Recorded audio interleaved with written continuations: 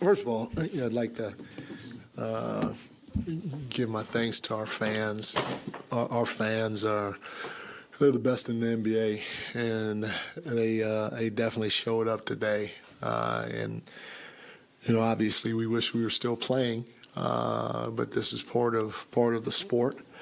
We'll be better from this experience going forward. Our guys are definitely hurting right now, which obviously they should be. But I got a lot of gratitude for every man in that locker room, not just the players, but the medical performance staff, the coaching staff, and everybody else in the front office. The organization was terrific this year. And, again, you wish you could have gotten more, especially for the city and for the fans. But nobody in our organization should be dropping their heads right now. The reality of it is they showed their experience. They absolutely kicked our behind on the glass. I mean, Kevon Looney was unbelievable. I mean, he was unbelievable. To have 10 offensive rebounds, you got to give him credit. Even Wiggs with 4 offensive rebounds. They had 13 offense, and we talked about it too. We said, hey, the third quarter is their quarter. We got to make sure that we buckle down and we go get it. And they had 13 offensive rebounds in that third quarter alone. And it's going to be hard to win, obviously, if you give up 18 offensive rebounds for 24 second chance points. And then on top of that, we were 16 for 27 from the free throw line. We didn't knock down free throws when we had an opportunity. So when you lose the battle the way we did in those two areas, it's going to be tough, especially when you have a guy like Steph Curry on the on your opponent's team. Steph was elite. He did what he was supposed to do. He put these guys on his back and he said, "We're not losing tonight, and I'm going to make sure that happens." So you give Steph a ton of credit for doing exactly what he was supposed to do. Heck of a performance by him. Coach Brendan Nunez, Kings Herald. You've been around Steph a lot. Where does this fall into the performances that you've seen from him? And then from your guys' perspective, what do you feel like you could have done better to slow him down? We blitzed him, and when we blitzed him, he got off of it, and they hit the pocket and hurt us in the pocket. I guess we could have double teamed him more and allowed him to somebody else to get dunks or whatever like they did early on, but. A guy like that, you hope that he misses some shots. I still think we could have withstood his barrage if we would have made free throws and boxed out. He's an elite player. A guy like that is going to try to win the game for him, but you can't have Loon get 10 offensive rebounds and then us miss 11 free throws. If you look at everybody else, again, you can usually withstand one guy having a big game. And if you look at everybody else, Clay was 4 for 19, Wiggs was 5 for 16. Jordan Poole was 3 for 9. They shot 43% from the field. They shot 32% from the three-point line. We just got our behinds kicked on the glass and missed free throws. Mike, James Ham, ESPN 1320. This might not be the experience you guys wanted, but it's probably the experience you needed. Just how excited are you to take a little bit of a break here, but then get right back to the grind with this team and try to build something long term? No, I'm excited about this team. I got a lot of gratitude for everybody in that locker room. I think we obviously have a chance to really, really be good in the future. This obviously stings. It's going to sting for a while. It should. It's supposed to sting. And hopefully we'll be able to use this and remember what this feels like so that when we get going this summer, we can crank it up a notch so we don't feel this sting again next year. Coach Brown, Tony Harvey, NBC Sports Radio. Of course, there was a lot of talk coming in, about the Warriors' record in a regular season and then that maybe they don't have the legs. But it appears that Steve Kerr, now that he has a healthy squad, he know how to prepare for these type of games. Can you comment on him and his preparation and him going forward, into the next series with the Lakers? Yeah, I mean, he's a Hall of Fame coach. I mean, he's got 4 or 5 titles as a head coach, maybe 6, I don't even know, and he's got $1 million as a player, and so he's the best of the best. And he did a heck of a job throughout this entire series. I wish them nothing but the best. Obviously, if we can't win it, we hope that I hope that they win it because of my bond with Steve and some of those guys. So he's a hell of a coach. Mike, that first half, you guys, you were playing with great pace, winning the rebounding battle and the possession game, stuff like that. And I'm wondering, second half, what the offensive rebounding for them, did you guys kind of let them off the hook a little bit? Did that prevent you from continuing to dictate pace as much as you wanted? 100%. When they offensive rebound the way they did, they had 13 in that third quarter.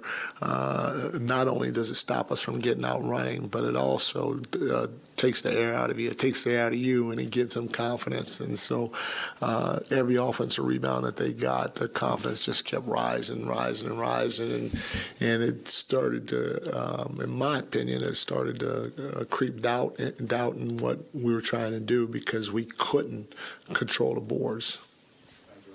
Mike, you've talked a lot about things that you can live with, especially like missing good shots and stuff like that over the course of the series. I'm curious if losing because of the offensive rebounds or that having a big part, is that something that's going to be on your mind a lot over the summer, or can you just put water under the bridge?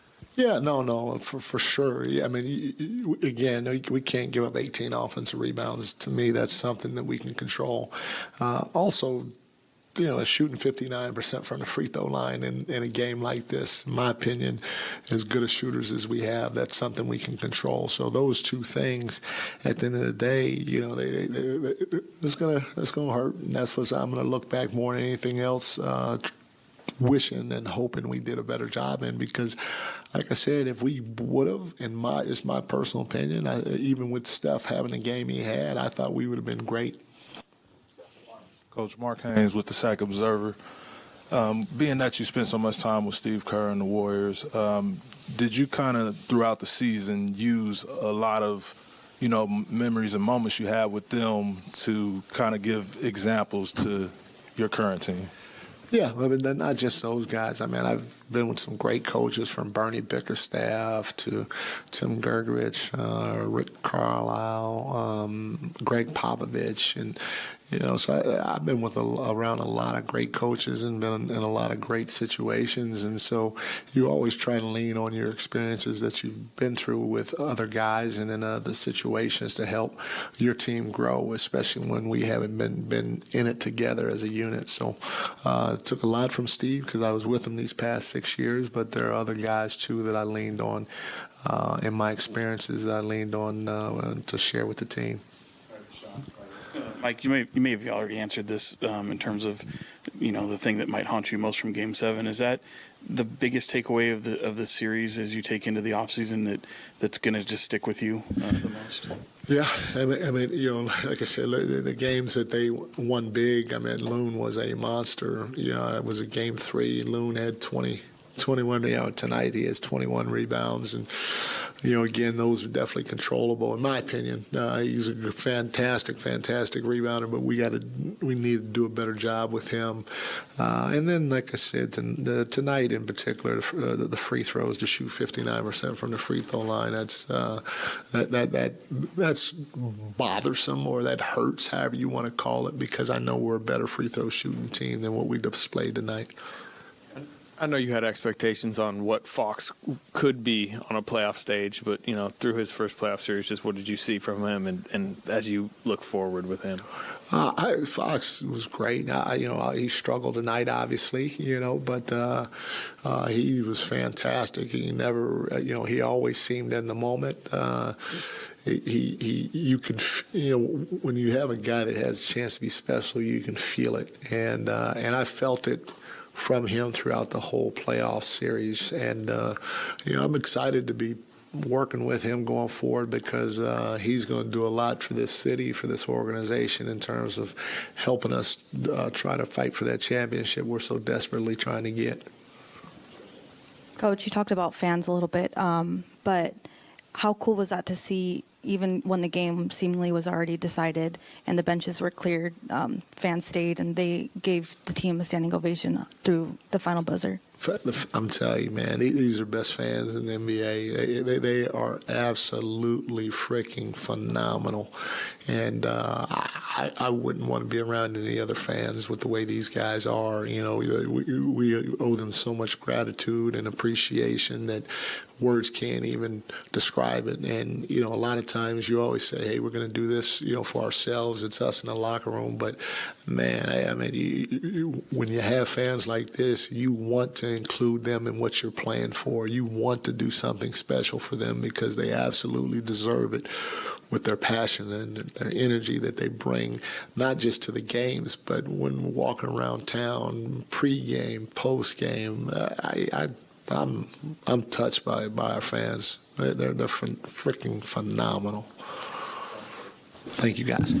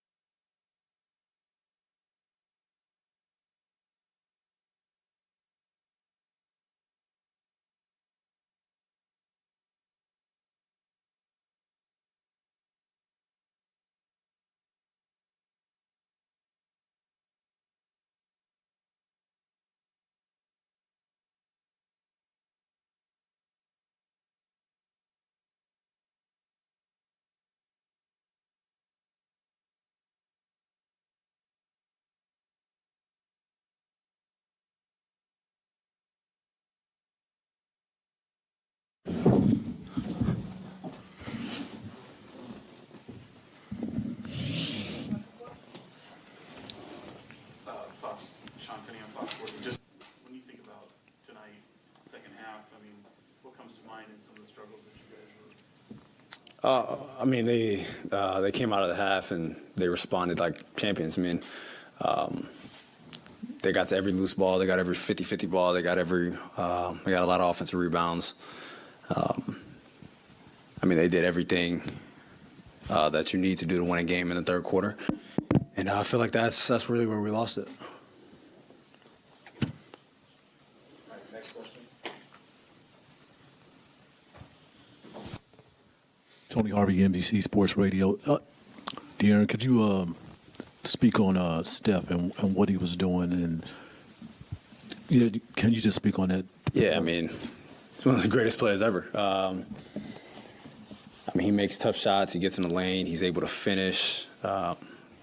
He did everything for them tonight, and I mean, once he got it going, it was just tough for us to slow him down. Obviously, you want to try to send two at him, just disrupt him as much as possible. But like I said, when he gets it going, there's pretty much nothing you can do. And like I said, just the way that they came out in the second half as a team, you know, if Steph has it going, and then they're also getting every loose ball, they're also getting offensive rebounds when he does miss, then, you know, we're not putting ourselves in a position to win a game.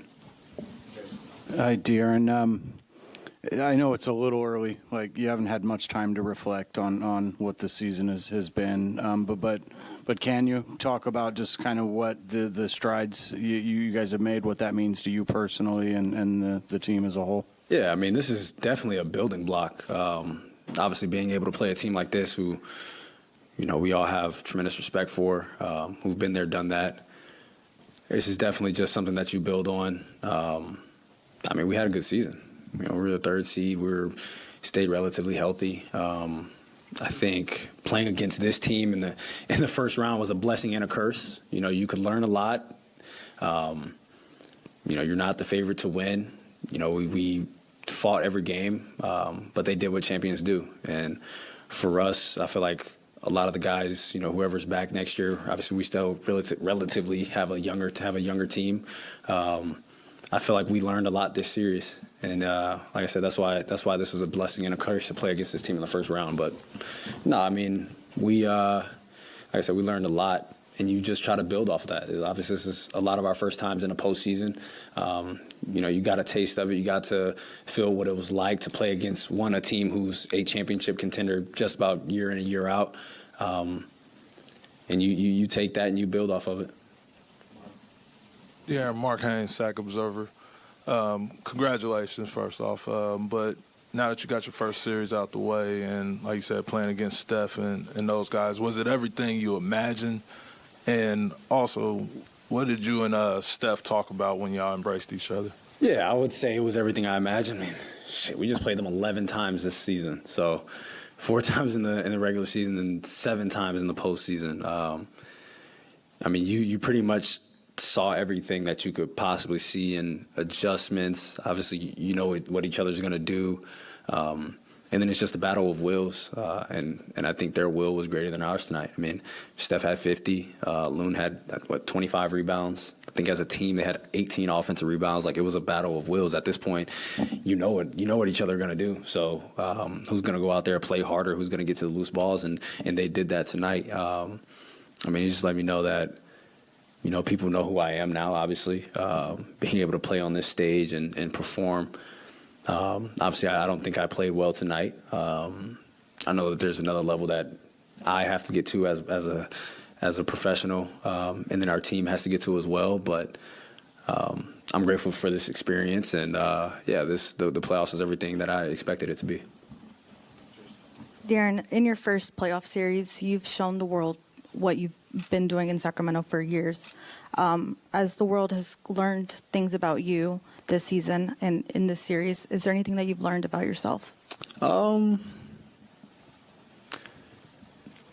don't know if I would say if there's anything I've learned about myself, but just being resilient, just coming in and knowing that I could play on the big stage. Obviously, it's been years since I've been on that stage, but no, I don't think I really learned anything about myself. But I feel like I learned lessons about basketball and just what it takes to win at a high level, especially when you see a team over and over again. This is the first time that I've ever had to do that. You know, you might see a team 4 times in a year, but, you know, it's spaced across. This year we played the Warriors, I think, 3 times, like the first 2 weeks, but usually it's spaced across a course of a few months. Now we played a team 7 times in 2 weeks. That was definitely a learning lesson, and I'm happy that I got to experience that.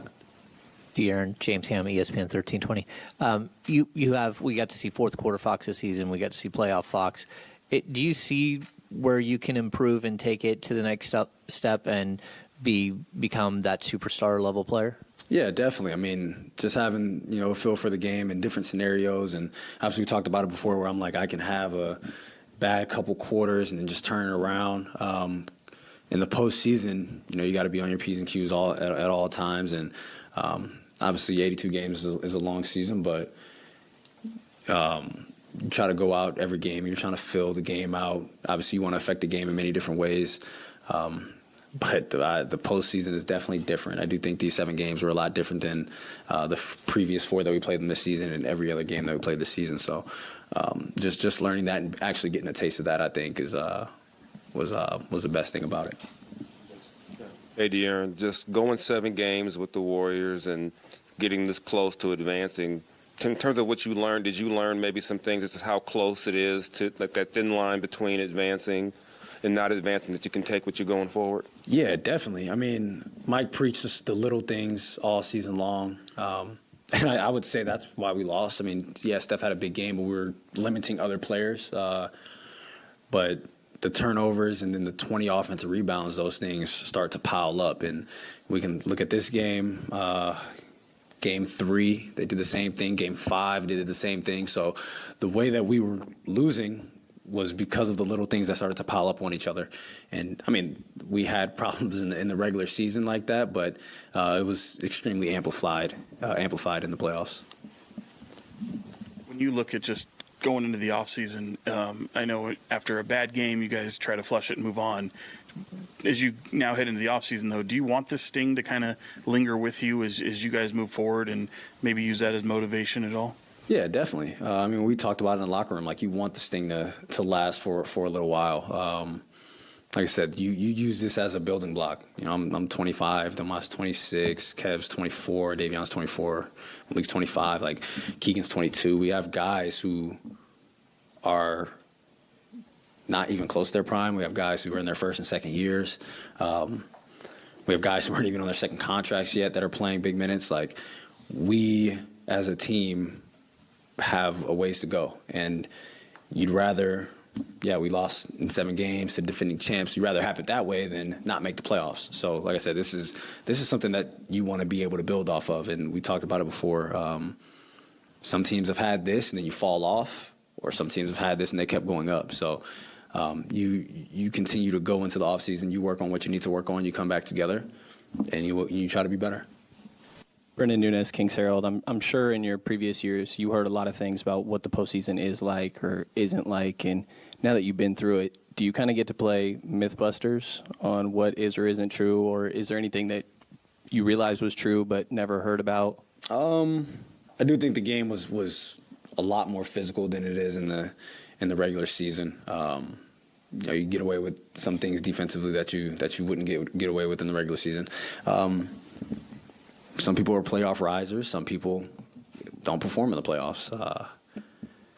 You want to be on the better end of the two, but I think the physicality definitely was something that was amplified in the playoffs, and you embrace that. I feel like us as a team, we were much better defensively in the playoffs than we were in the regular season. Maybe that's because we were fouling a little bit more and they weren't calling it or whatever it is. But the physicality is the number one thing I think that's different from the playoffs and the regular season. Tony Harvey, NBC Sports Radio. De'Aaron, you went through this battle with Domantas Sabonis. You know, he came in here last year, and he talk about physicality. He sure experienced that in this series. But what was it like, going through this battle with him and knowing that you guys are looking forward to having many more wars coming ahead? Yeah, I mean, it was great for this to be our first. Obviously, my first in the playoffs ever. But his first with me and just this group of guys. Like I said, this is a learning experience for us. Being at the age that we are, you have a lot.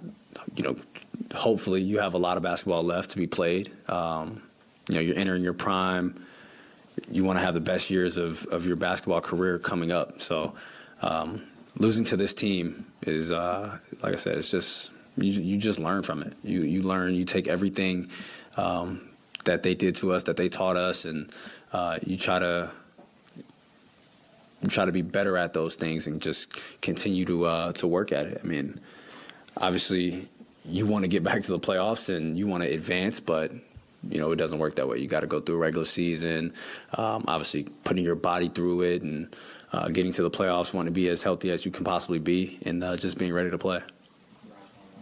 Hey, De'Aaron, Matt, George, EBC10. Excuse me. You kind of touched on this already a little bit, but the expectations for next year to build upon this year. I'm not talking about win totals or anything like that, but what are your expectations for yourself and this group, and what you guys will do and the work that you'll put in for this offseason? You know, I haven't thought about next year yet, but I mean, just be better at what we know we need to work on. Obviously, you know, the offense was the offense, and we need to be better in the postseason. We didn't shoot the ball as well as we would have wanted to.